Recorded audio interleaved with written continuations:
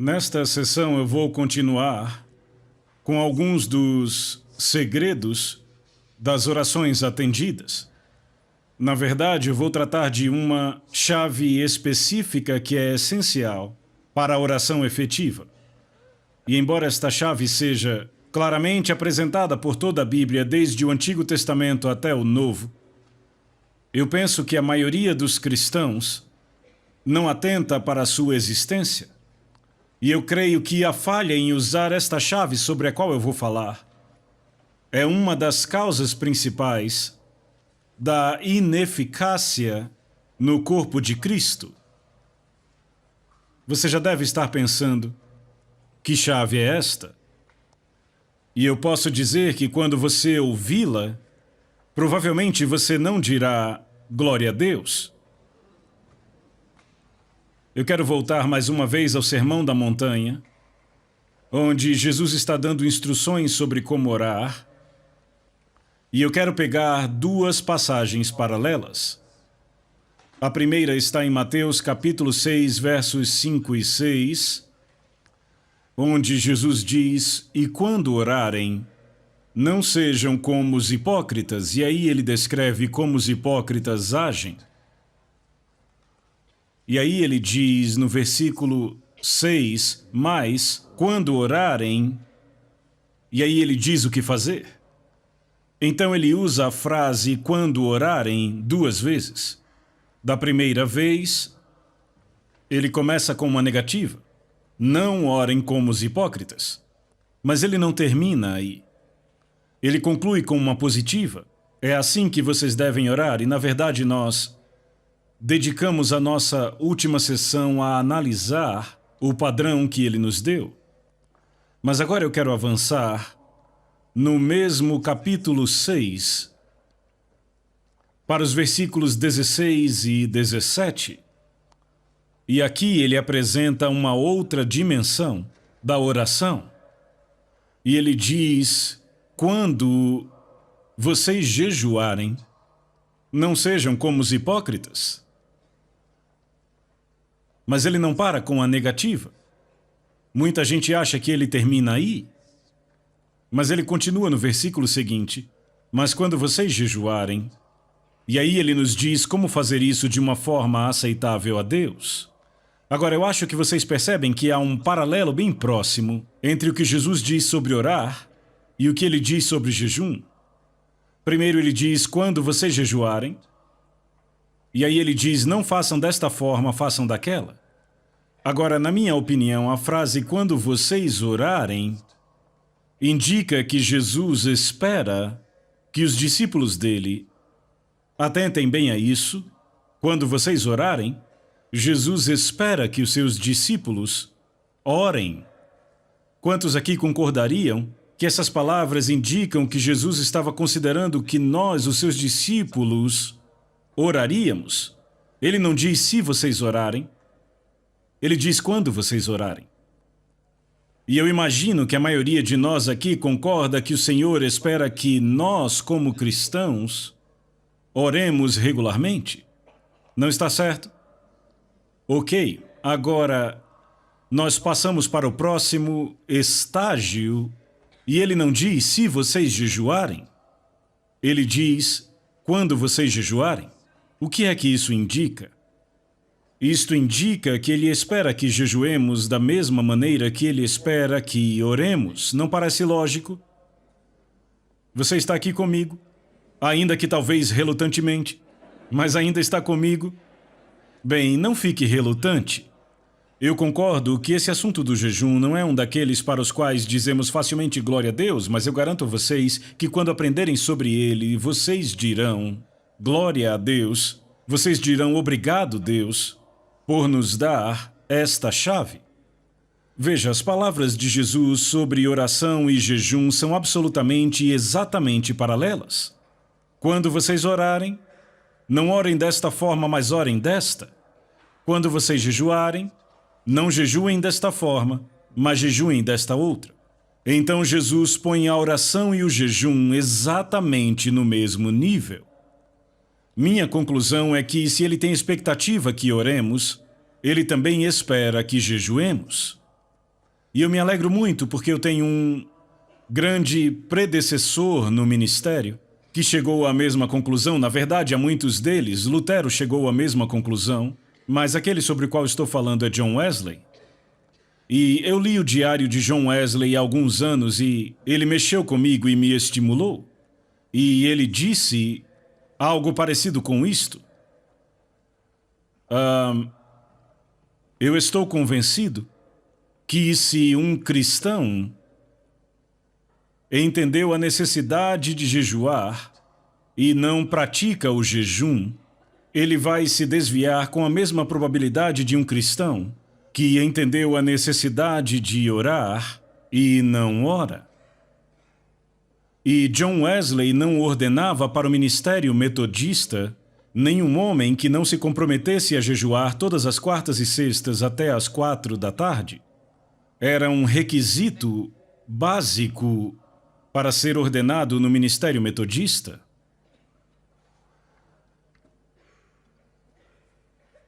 Você pode dizer, bem, qual é o propósito de jejuar? É só para tornar a vida mais difícil para mim? Para me negar o prazer? Minha resposta seria não. Sem dúvida há inúmeros propósitos, mas eu vou tratar apenas de um.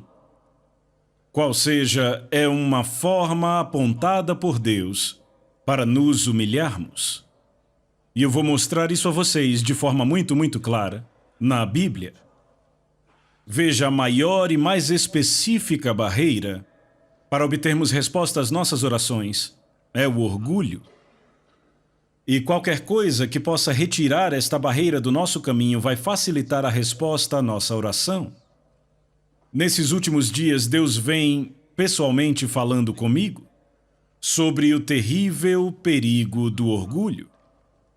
E Ruth, a minha esposa, pegou um livrinho que ela tem, mas que, na verdade, não prestávamos muita atenção, de Andrew Murray, que é um dos pregadores da geração passada que continua alimentando o povo de Deus hoje.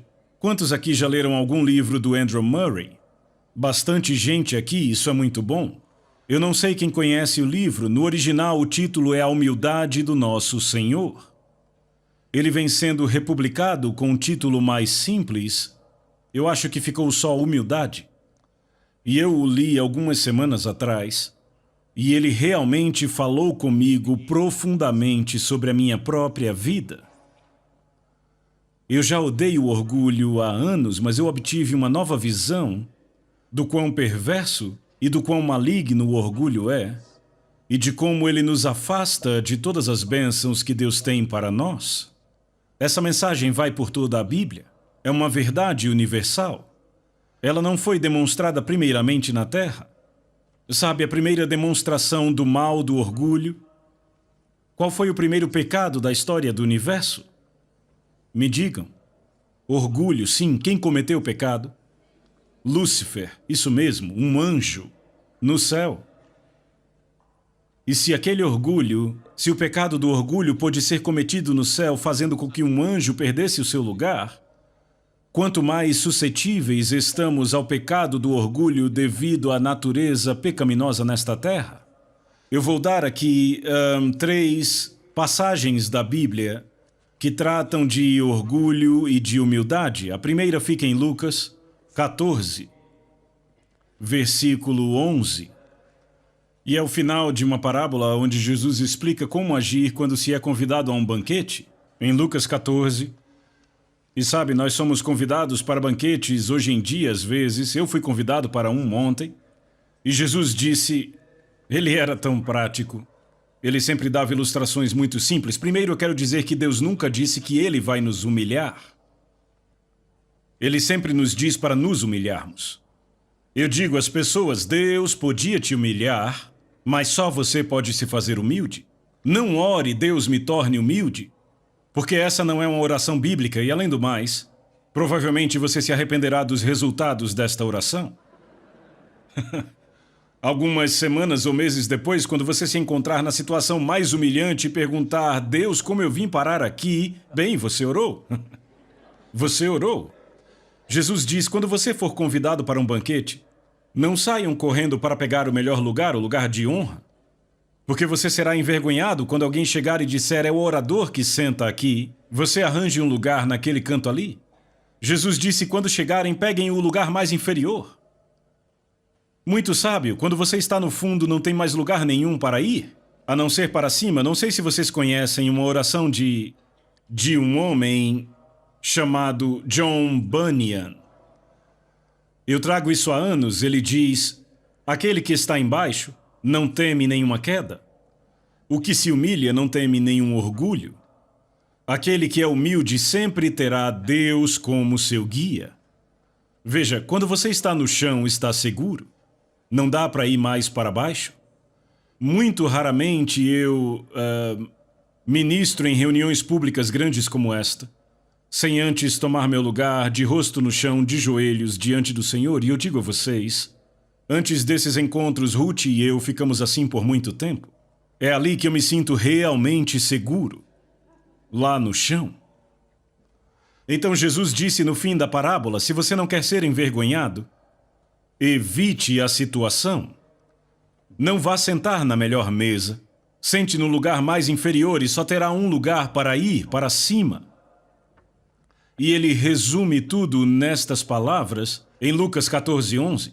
Pois todo aquele que se exalta será humilhado, mas aquele que se humilha será exaltado. Isto é universal. Ou seja, se aplica no universo, aplica-se no céu e se aplica na terra. A grande demonstração dessa verdade está em Lúcifer e em Jesus.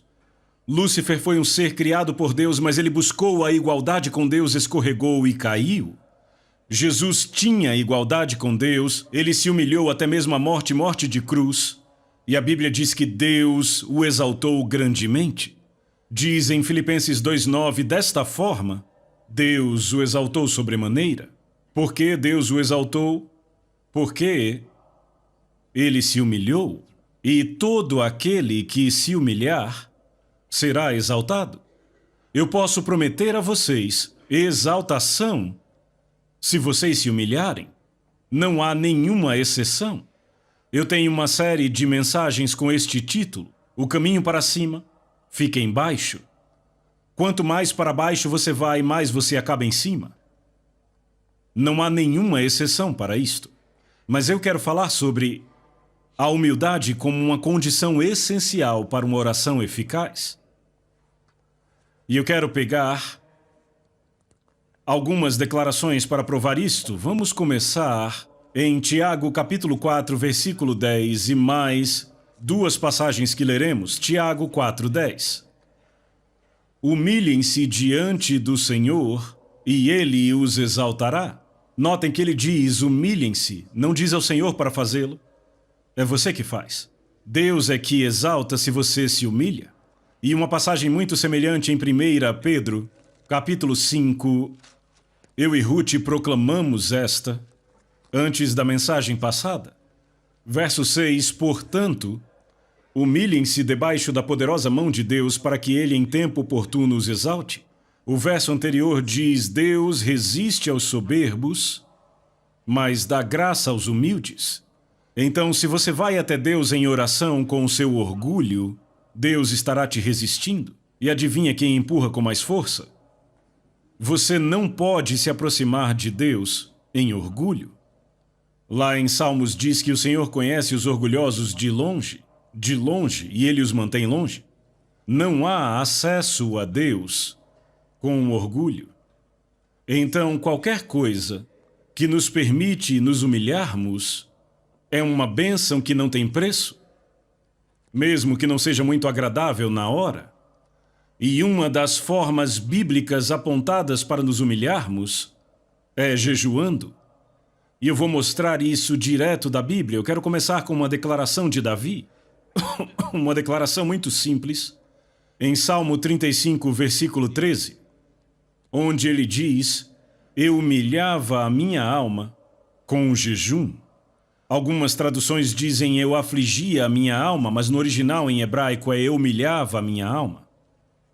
Por que você precisa humilhar a sua alma?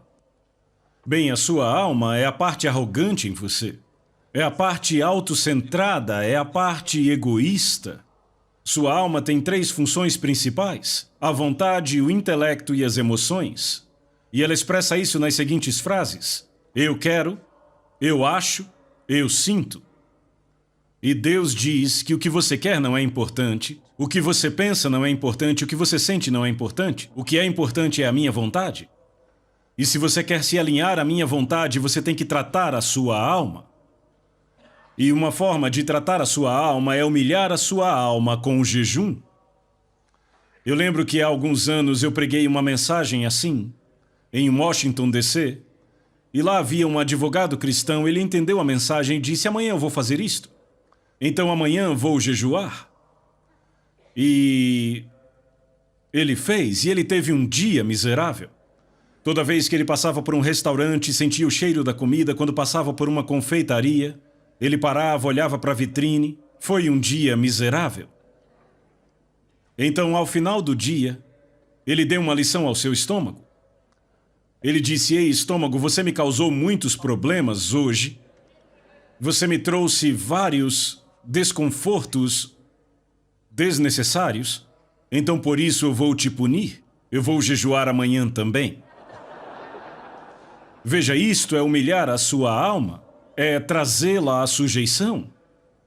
Deixa eu dizer isto. O estômago é um maravilhoso servo, mas é um mestre terrível. Quem é o mestre em sua vida? Você ou seu estômago? Boa pergunta. É uma pergunta que todos temos que fazer. Acredite, pessoas no ministério não estão isentas desta pergunta. Eu já lutei batalhas contra meu estômago várias vezes. Mas quando obtive a vitória, eu fui abençoado. Nem sempre imediatamente, nem sempre dramaticamente, mas de um jeito ou de outro, eu recebi a bênção de Deus. E aí, se eu me torno arrogante, a bênção de Deus se afasta. E eu digo: Deus, o que acontece?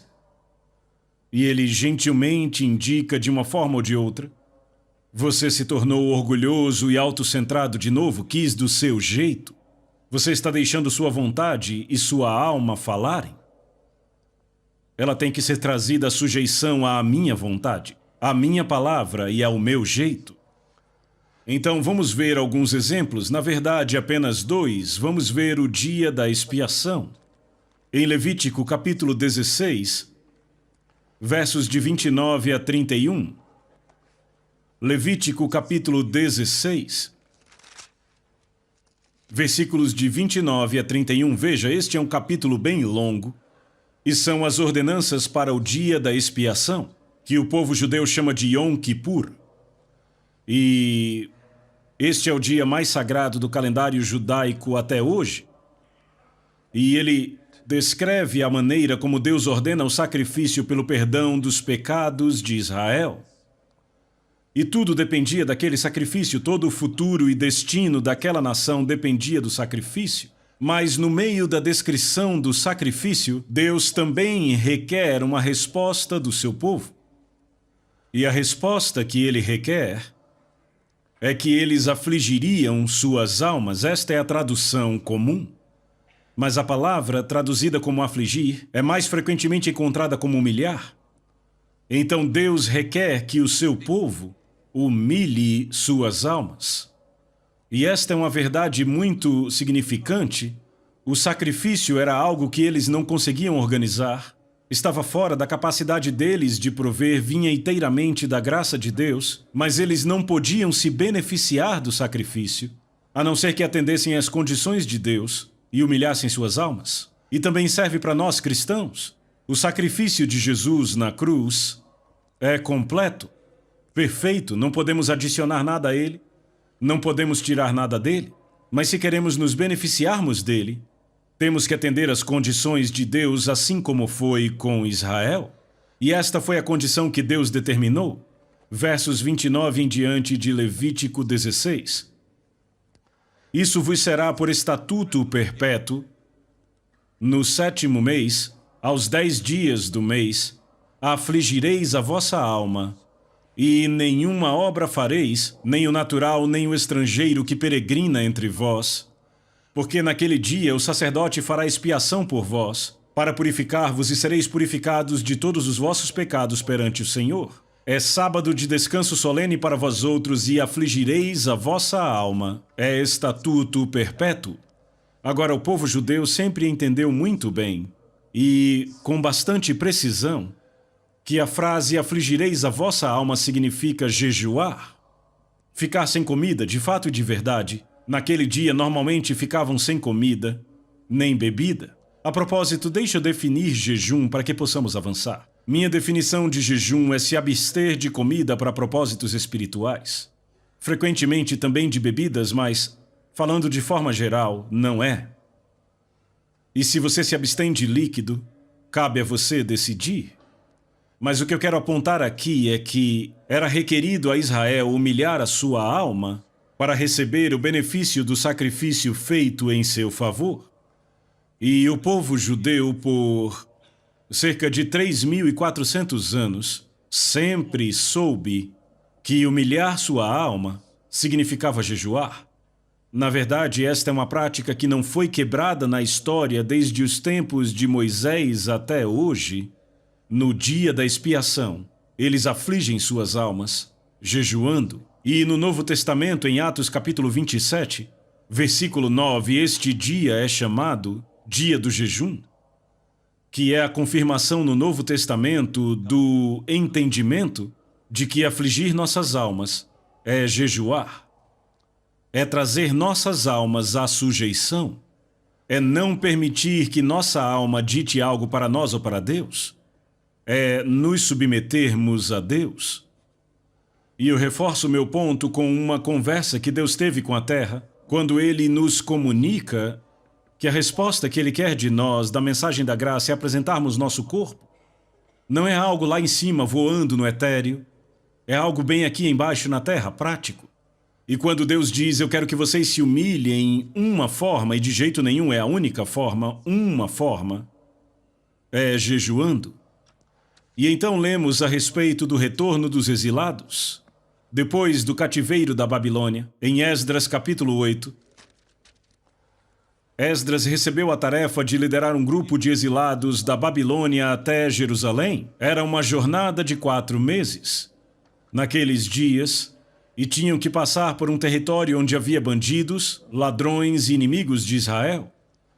E Esdras tinha consigo não apenas mulheres e crianças, como também os mais preciosos vasos do templo para levar de volta. A questão era como ele conseguiria uma passagem segura. E aqui está a solução de Esdras.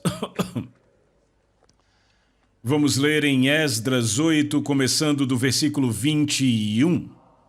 Então apregoei ali um jejum junto ao rio Ahava, para nos humilharmos perante o nosso Senhor, para lhe pedirmos jornada feliz para nós, para nossos filhos e para tudo o que era nosso. Como foi que eles se humilharam? Apregoaram um jejum, veja, era um jejum público para todo o povo de Deus.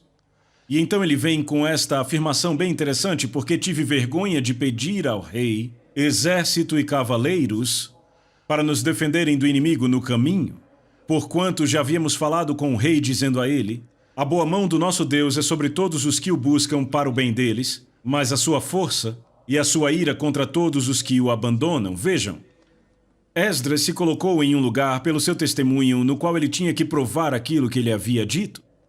Ele disse ao rei, o nosso Deus é o Deus Todo-Poderoso, é o Deus dos céus, ele nos protege. E então ele recebeu a tarefa de levar aqueles exilados de volta numa situação muito perigosa. E ele diz, eu poderia ter ido ao rei e pedido uma escolta, soldados e cavaleiros, mas como isso se encaixaria na minha afirmação que Deus protege o seu povo? Frequentemente acontece conosco, testemunhamos e temos que viver do nosso testemunho. E então ele disse, eu não escolhi o caminho carnal, eu não escolhi o caminho do mundo, eu escolhi o caminho espiritual. Buscar a proteção de Deus não com soldados e cavaleiros, mas jejuando, humilhando-nos diante de Deus, invocando sua proteção. Você lê essa história, mas ele conclui no versículo seguinte, nós, pois, jejuamos e pedimos isto ao nosso Deus, e ele respondeu a nossa oração. E você lê o resto da história, eles passaram em segurança, sem nenhuma perda, nenhum acidente. E em muitas situações, somos confrontados com duas alternativas: tomaremos o caminho carnal ou tomaremos o caminho espiritual. Bem, então deixa eu falar e testemunhar da minha própria experiência. Por haver me tornado o pai adotivo de uma grande família numa situação muito difícil e termos que nos mudar de país para país, de lugar para lugar, eu posso dizer que a minha primeira esposa, Lídia, e eu seguimos o exemplo de Esdras. Quando tínhamos uma jornada para fazer, jejuávamos e orávamos. E graças a Deus, a nossa família sobreviveu intacta. Em meio a circunstâncias terrivelmente perigosas, em meio à guerra, à fome, sobrevivemos. Eu posso testemunhar: o caminho de Deus funciona. Ele é prático, não é algo teórico. Certo, então vamos considerar um pouco pessoas debaixo do julgamento de Deus. Se o julgamento de Deus viesse a ser proclamado sobre a nação da Nova Zelândia e quiséssemos avisar, e isso pode acontecer facilmente, eu não acredito que está longe, o que poderíamos fazer? Poderíamos jejuar, nos humilharmos diante de Deus. Sabe, houve um rei terrivelmente mau em Israel, chamado Acabe. Eu não sei se você lembra da história de Acabe, mas ele casou com Jezabel e ele levou Israel à idolatria e a todo tipo de maldade. E em 1 Reis, capítulo 21, Elias teve um confronto com Acabe e ele pronunciou o juízo de Deus sobre ele. Vejamos aqui, Deus disse a ele, verso 21, farei a tua casa como a casa de Jeroboão, filho de Nebate, e como a casa de Baasa, filho de Aías. Todo homem e toda mulher da sua família será destruído. Esse foi o juízo de Deus. E então ele continua dizendo, no verso 25, ninguém houve, pois, como Acabe, que se vendeu para fazer o que era mal perante o Senhor, porque Jezabel, a sua esposa, o instigava. Então ele foi o rei mais perverso, e Deus anunciou o juízo sobre ele através do profeta Elias. Mas Acabe temeu ao Senhor. Verso 27, tendo Acabe ouvido estas palavras, rasgou as suas vestes, cobriu de pano de saco o seu corpo e jejuou, dormia em panos de saco e andava cabisbaixo. E veio a palavra do Senhor a Elias, dizendo, não viste que Acabe se humilha perante mim?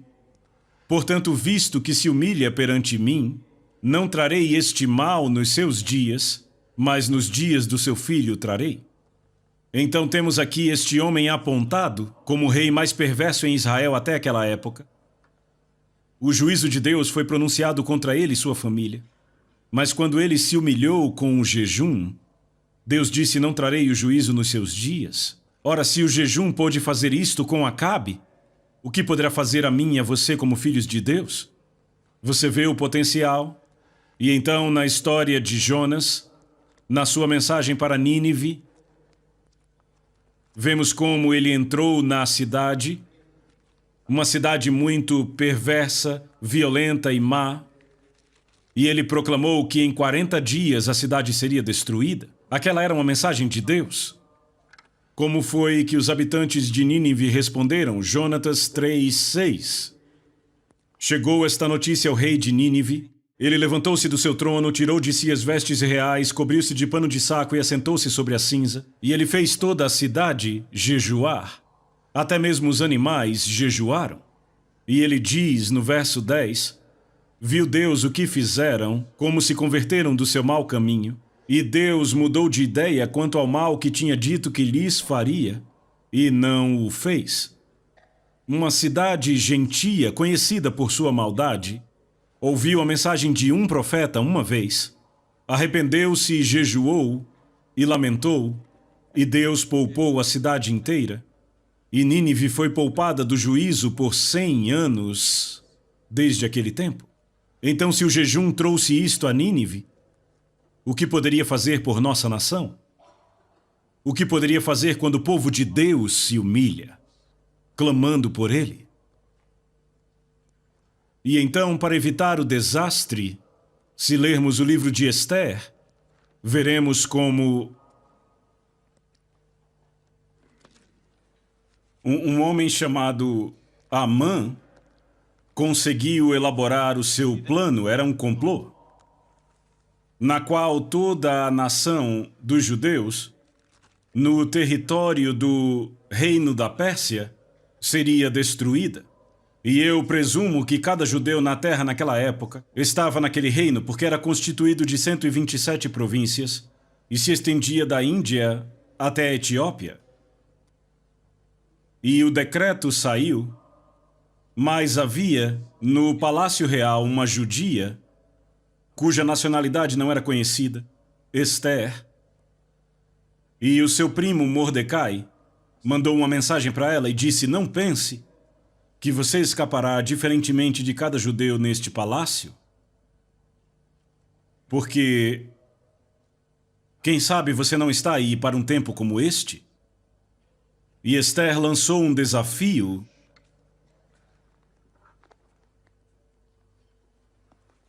e ela disse: vá e reúna todos os judeus que estiverem em Suzã e jejuem por mim. Não comam nem bebam nada por 3 dias durante dia e noite. Eu e as minhas servas também jejuaremos. Depois irei falar com o rei, ainda que seja contra a lei, e se eu tiver de morrer, morrerei.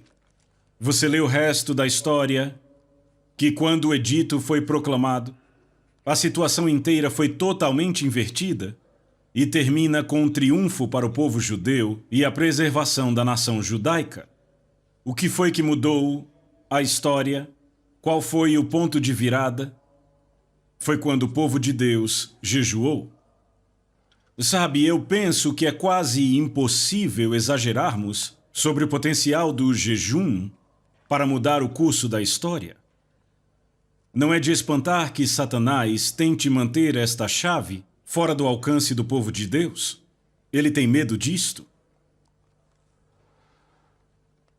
Agora, há também muitos exemplos no Novo Testamento sobre jejum e eu quero falar apenas de 2 exemplos.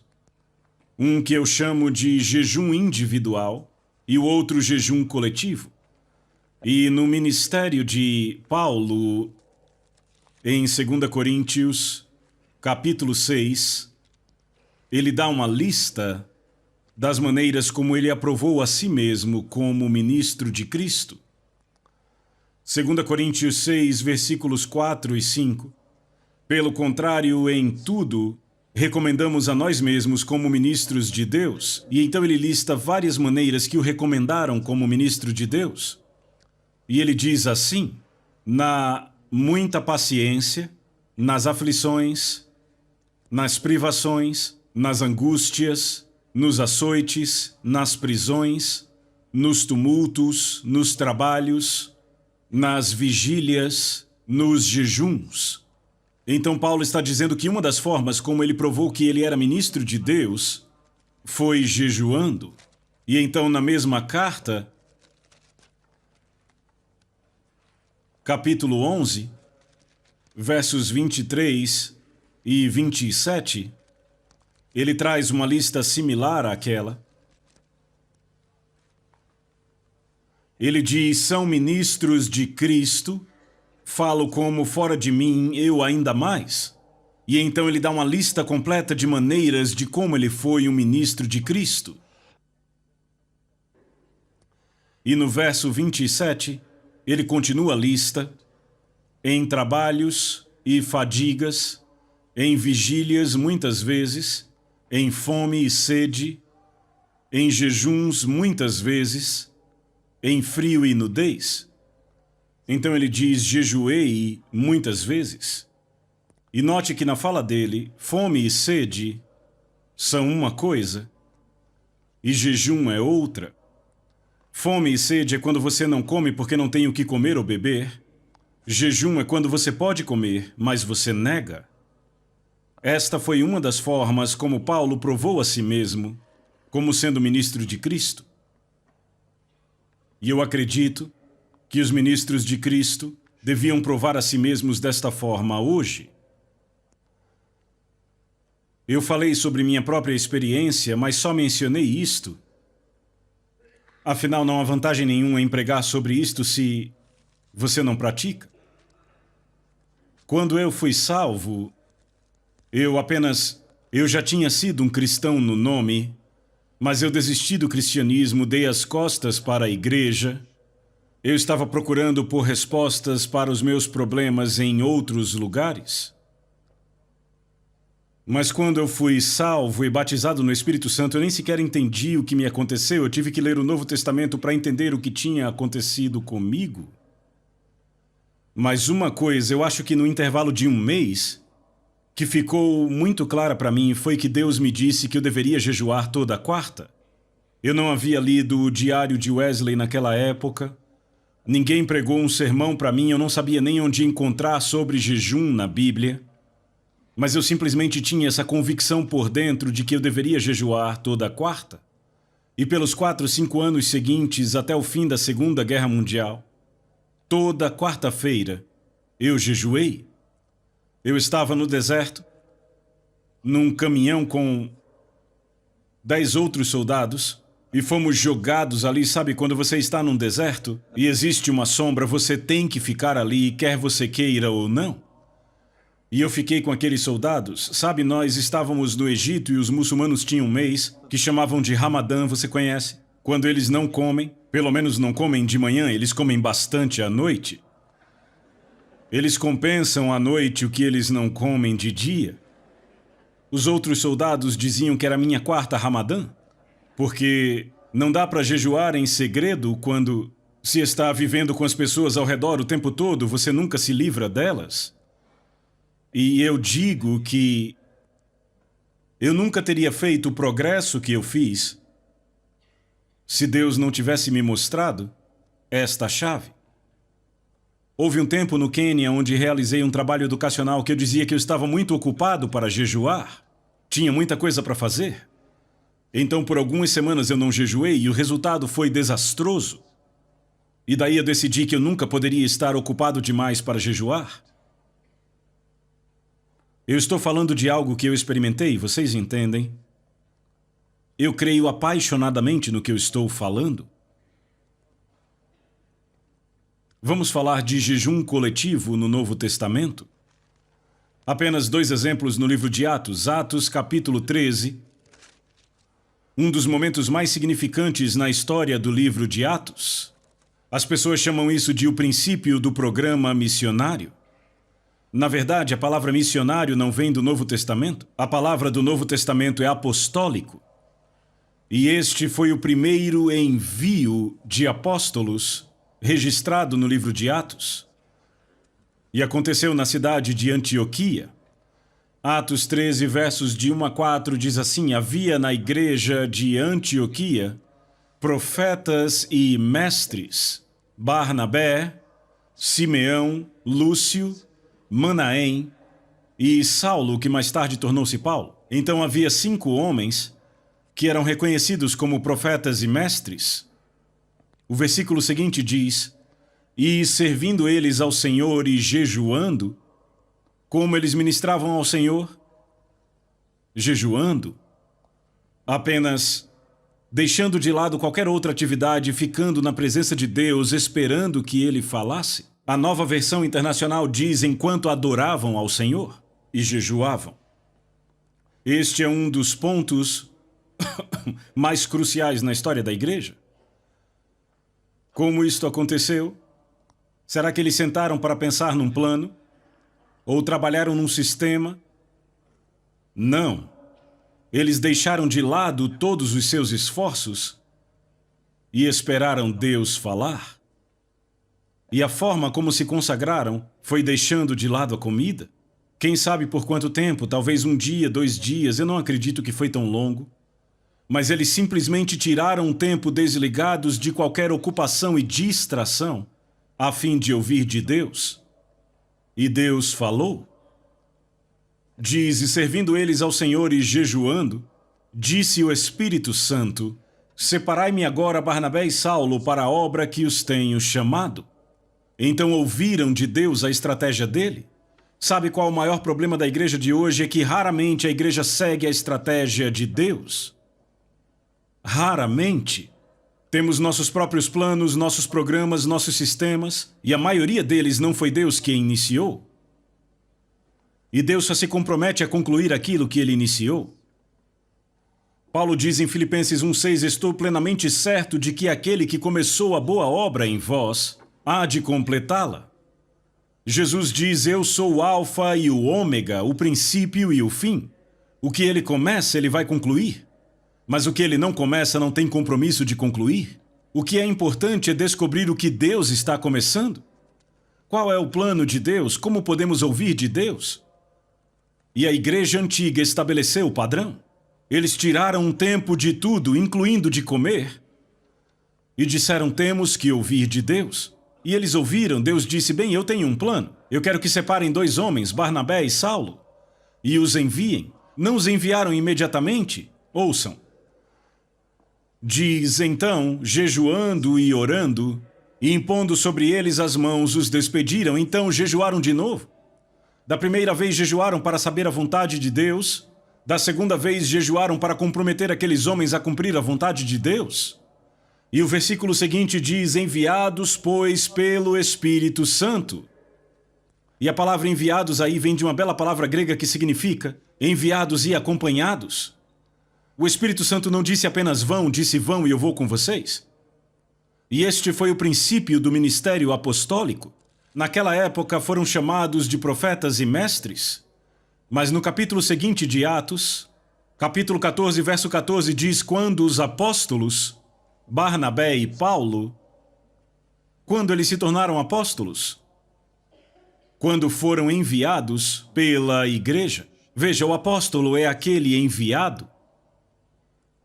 Isso é tremendamente importante porque isto indica uma forma bíblica de como podemos instituir o ministério apostólico. Quantos de nós acreditam em profetas e mestres? Você acredita que há profetas e mestres na igreja hoje? Eu certamente acredito que existem. Se profetas e mestres esperaram por Deus jejuando e buscando, isto abre um padrão, uma forma bíblica de Deus enviar apóstolos. Quantos acreditam que pode haver apóstolos na igreja hoje? É uma boa coisa, porque são postos na igreja para aperfeiçoá-la. Se tivessem sido banidos, a igreja nunca estaria completa. Então, o momento mais decisivo daquele período foi o envio daqueles apóstolos. No que isto resultou? Digam em uma palavra: não ouvi na igreja. Agora, eles ganharam muitas pessoas para o Senhor nas cidades que visitaram, e então tiveram que estabelecer igrejas. Primeiramente tinham grupos de discípulos, e depois tiveram que construir igrejas. Qual foi o ponto de transição de um grupo de discípulos para a igreja? Quais pessoas tiveram que ser levantadas? Me digam. Presbíteros, isso mesmo. Foi aí que os discípulos se tornaram uma igreja, quando surgiram os presbíteros para governar. Então fizeram isso. Lemos em Atos 14, verso 21. E tendo anunciado o evangelho naquela cidade e feito muitos discípulos, voltaram para Listra, Icônio e Antioquia, cidades onde já haviam pregado, fortalecendo a alma dos discípulos, exortando-os a permanecer firmes na fé e mostrando que através de muitas tribulações nos importa entrar no reino de Deus. Então, tendo levantado presbíteros em todas as igrejas e orado com jejum, os recomendaram ao Senhor. Como levantaram presbíteros? Como entraram na mente do Senhor para saber quem seriam? Tem versões que trazem a palavra eleição. Sim, mas foi uma eleição de Deus. Como entenderam a mente de Deus? Qual foi a chave? Não ouvi vocês? Jejum, obrigado. Vocês veem 2 nomeações decisivas na obra da igreja: apóstolos e presbíteros.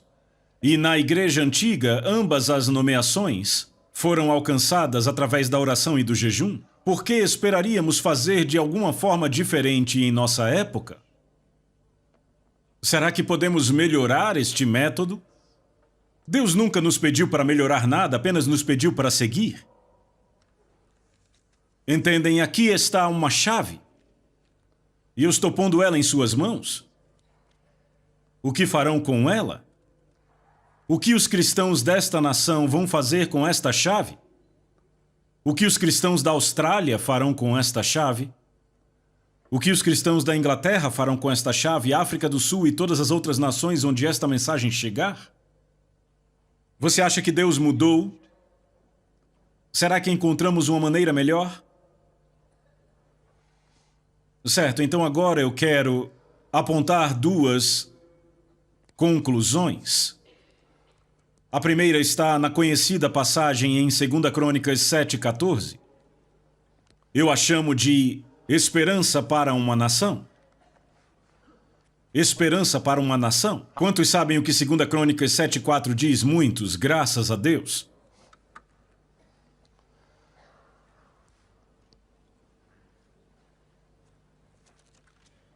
Eu poderia citar de cor, mas não irei. Deus fala, e ele diz: se o meu povo, que se chama pelo meu nome, se humilhar e orar e buscar a minha face e se converter dos seus maus caminhos, então eu ouvirei dos céus, perdoarei seus pecados e sararei a sua terra. Então são 7 passos. 4 passos que o povo de Deus tem que dar, 3 passos que Deus dará quando nós dermos os nossos 4. Quais são os 4 passos que temos que dar? Qual é o primeiro? Eu não ouvi vocês? Nos humilharmos. Por quê? Porque o orgulho é uma barreira para a resposta às nossas orações. O próximo é orar. Deus diz: não comece a orar até tratar do seu orgulho. E então ele diz: buscar a minha face. Não significa uma reunião de oração de 8 às 9h30. Isso é orar até experimentar a presença de Deus. E então ele diz: se converter dos seus maus caminhos. E você diz: Deus, mas eu não tenho maus caminhos. E Deus diz: espere até estar em minha presença e você descobrirá. Experimentamos isso em nossa igreja em Fort Lauderdale cerca de 5 anos atrás.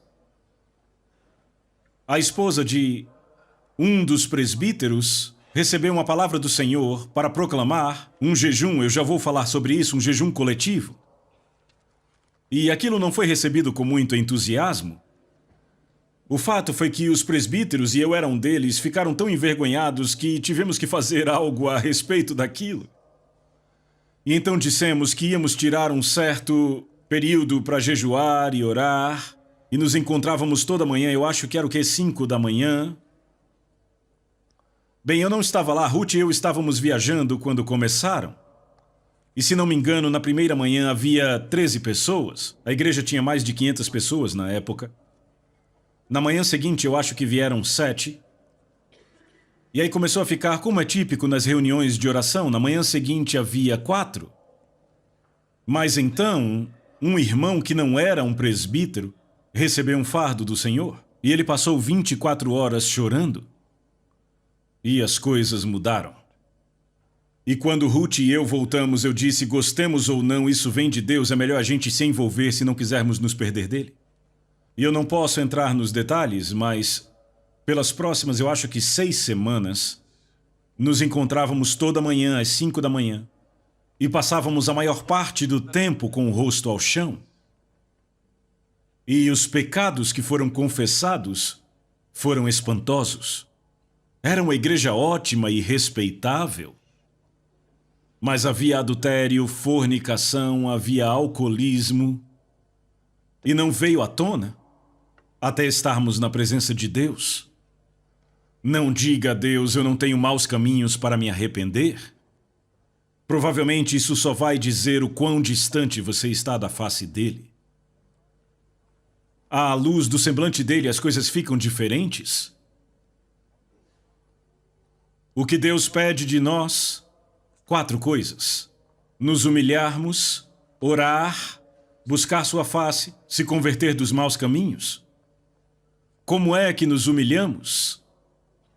Fazendo o quê? Você entendeu a mensagem? Certo, veja, você pode jejuar e ser muito orgulhoso. Jesus disse: não jejue assim. Não é assim que se jejua, é assim que os hipócritas jejuam. Mas ele não disse, é por isso que vocês não jejuarão? Não, ele disse jejue da maneira certa, não da errada. Então Deus diz, eu faço 3 coisas. Se você faz as 4, eu faço as 3. Eu ouvirei, eu perdoarei os pecados e eu sararei a sua terra. Quantos aqui gostariam de ver a sua terra sarada? Será que Deus já te mostrou um caminho? Será que há um remédio bíblico? Eu creio que há. Vamos para uma última passagem na Bíblia. Joel capítulo 2.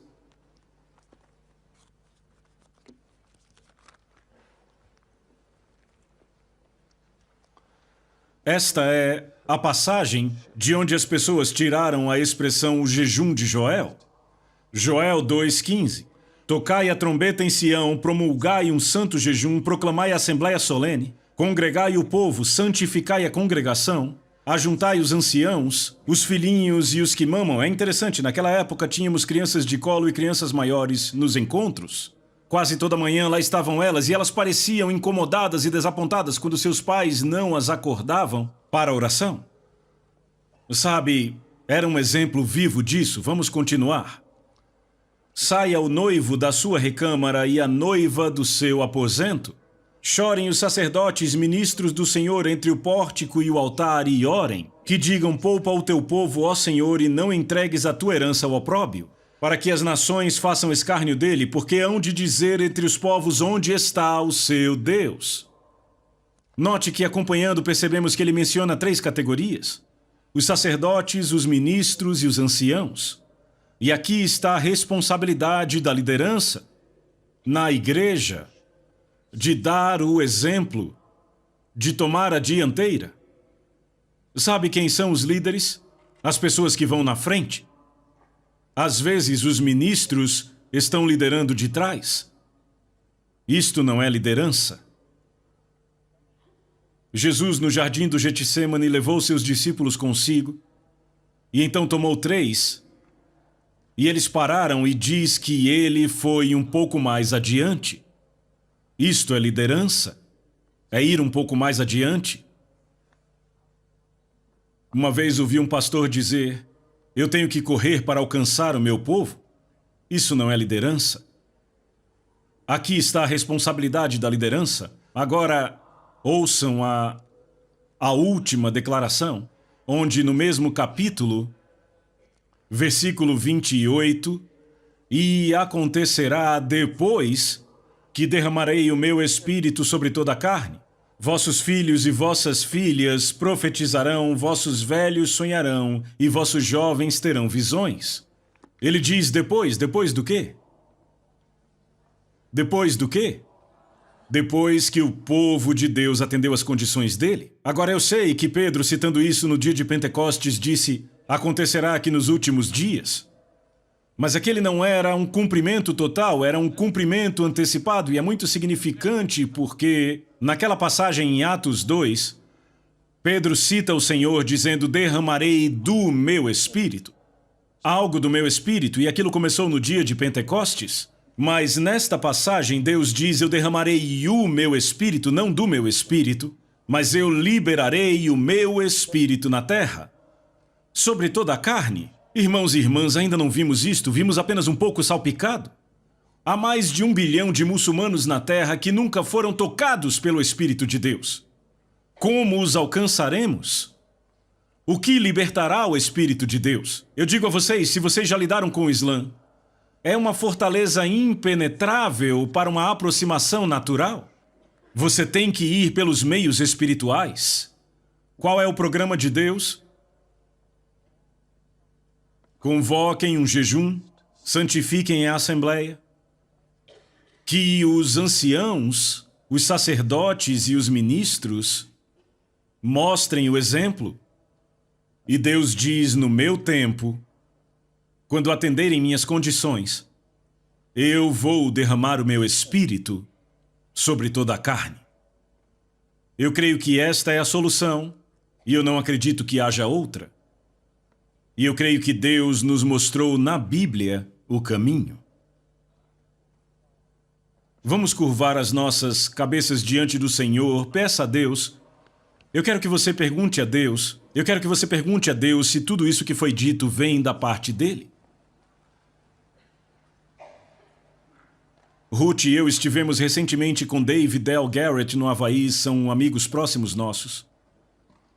E Dave graciosamente orou por estes encontros que estamos tendo aqui. E eles disseram que perceberam que Deus estava para falar alto na Nova Zelândia. Eu creio que esta é a mensagem de Deus para a Nova Zelândia e para o mundo. Vamos derramar os nossos corações por um momento diante do Senhor.